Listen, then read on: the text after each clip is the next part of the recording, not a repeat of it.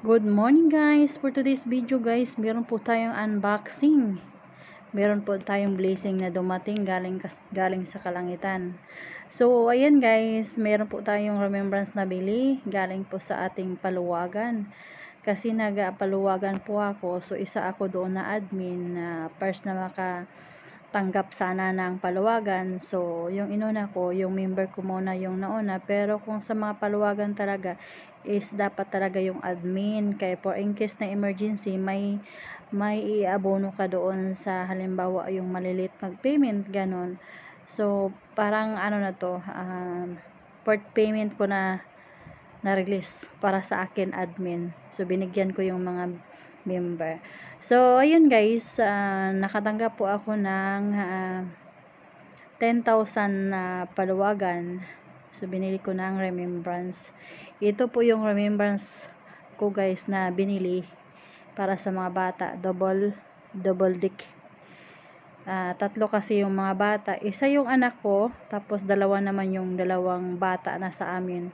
Yung adopted namin. So, isa na din yung parang anak ko na din sila kasi wala na silang magulang eh.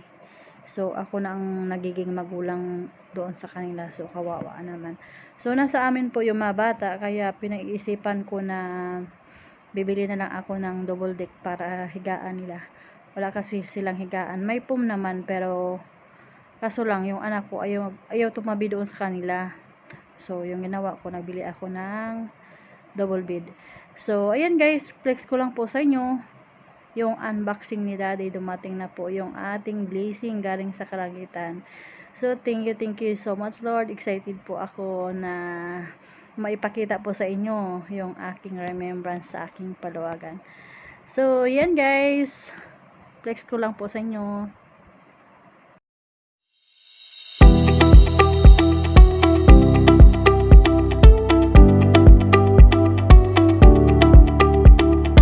Guys, ito na po yung unboxing natin. So, una, kinuha po ni Daddy doon sa Up Cargo. Ito po yung Up Cargo guys, dyan sa Ipil, Zamboanga, Sibugay. Kung mag-order po kayo, sa akin, imisis nyo lang si Ans Aninyon. Legit na legit po yan guys. Ako po yung isang admin doon na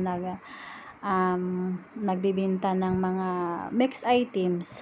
So, yan po guys, yung binili ko na double dick para sa aking mga anak. Yan po yung remembrance ko na sa aking paluwagan. Yung na-release ko na isang tawag nito, na-release ko na 10K for admin po.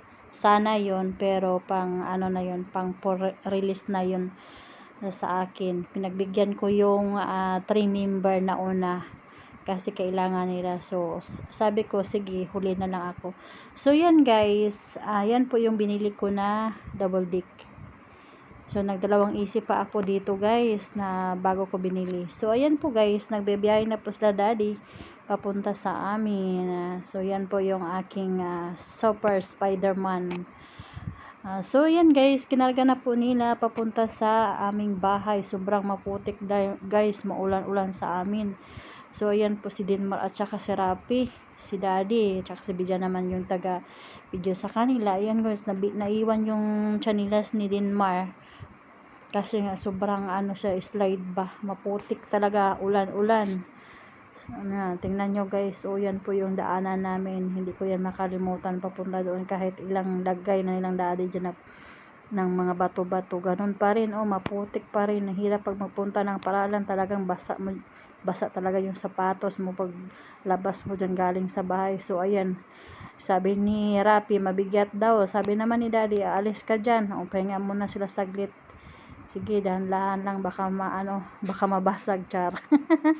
So ayan guys, papunta na po sila Daddy, si Dinmar na lang yung kasama ni Daddy. Super excited ko talaga guys na makita ko tong double dick na to, at saka yung anak ko super excited dito sa bagong higaan niya. Sabi niya Yes, mahigaan na ako. Sabi niya, sobrang saya-saya niya guys na meron na siyang higaan at saka yung mga dalawang bata. So, yung mga dalawang bata na yan guys, na sa amin is adopted namin yan. Wala na silang magulang. Wala na yung nanay niya. Yung nanay nila is kapatid ng asawa ko. So, ayan, wala na, namatay kasi sa heart of enlargement. So, dito na po sila sa bahay. Ayan po, pinasok na nila doon sa loob ng bahay namin. So, welcome po dito sa aming mounting bahay. May bisita pala si daddy, yung kapatid niya, at saka yung asawa ng kapatid niya, oh. Andyan, nakita niya yung binili ko na aking remember sa aking paluwagan. Sobrang saya ko talaga guys. May nakita ako sa aking mga pinaghirapan, may napundar ako. So, ayan guys, please ko lang po sa inyo kung anong mga na-active ko na mga remembrance ko. Gusto ko kasi na mayroon ako makita sa mga pinaghirapan ko guys. At saka tulad dito, yung sa bahay ko na to. Soon makita nyo din kung anong update dito sa aking bahay guys, kasi nag-upisa na po ako. Ayan guys, nag-unboxing na po si daddy. Grabe talaga guys, sobrang saya ko dito. Nakita ko na yung mga parang ano ba, yung unti-unti nakikita ko yung pinaghihirapan ko. So tulad nito guys, tagal ko na to pinag-isipan. Alam niyo, tagal ko na to pinag-isipan. Kasi nga, sabi ko ka daddy na yung 10K na yan, sana idagdag ko sa punan niya. Tapos ngayon, parating na kasi yung birthday ng papa ko. Tapos wala kami pang pahigaan dyan sa mga bisita. Baka darating yung mga kapatid ng papa ko galing sa Osamis. Baka wala kaming pahigaan. Baka ayun, bibili pa ako ng foam nito guys. Akala ko ano yun siya, double. Pero pareho lang pala siya, single yung ano sa baba at saka sa taas. May ano din yan siya, may tawag nito with pull out. So kailangan ko bibili ng foam na ano, 3 pieces na foam size single. So pag-ipunan na naman natin to sa katapusan. So at least man lang guys, nakita ko yung mga ano ko ba, yung parang pinaghirapan ko syempre. May makita ka na mga remembrance ganun. Kaso lang guys, itong mahirap kasi guys, ako lang nagtatrabaho kaya talagang yung sahod ko napunta talaga dito sa amin, yung mga pagkain nila ganun, lalo na sa mga hayop. Hindi tulad dati nagtrabaho ako sa Qatar, talagang buong sahod ko na may mapokus ko talaga doon sa bahay, may pagawa. Pero ngayon hindi ano siya, separate sa pagkain nila, budget nila, sa hayop, sa kuryente, sa tubig, sa akin lahat. Pero mas magaan-gaan na ngayon guys kaysa dati. Kasi dati, nung sa nakaraang taon, talaga yung isang sahod ko, bayad talaga sa utang ng 100K. Tapos naman, nung naimpas, nung nakaraan, last November, tapos namatay yung mga baboy ko. Ang dami ko mga pinagdaanan, pero nagpasalamat pa rin ako ni Lord. Kasi kahit sa sobrang dami kong pinagdaanan sa buhay ko, meron pa rin akong mga blessing na binibigay sa akin.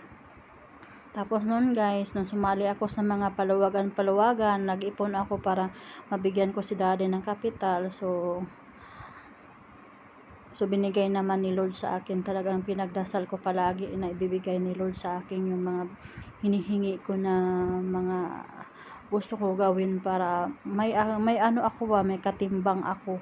Kasi sobrang hirap talaga pag ako lang talaga yung magtatrabaho or mag-produce sa kanila.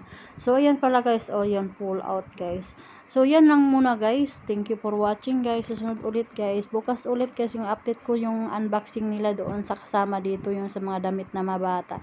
Binilhan ko sila ng mga damit kasi kawawa yung puro na lang mga gisi yung mga damit nila, pati yung mga short nila sobrang liliit na, kaya binilhan ko sila. Yan guys, yung pull out, tatlo yan siya sa sa taas, sa baba, at saka meron pa din sa taas talaga siya, tatlo yung higaan. Kaya bibili tayo ng foam na tatlo. So bukas i-update ko po sa inyo guys yung unboxing nila sa mga damit. O diba, ang ganda naman, sobrang saya ko niyan guys, meron na naman ako natanggap na remembrance. So yan na muna guys, thank you for watching. Susunod ulit guys, bukas ulit.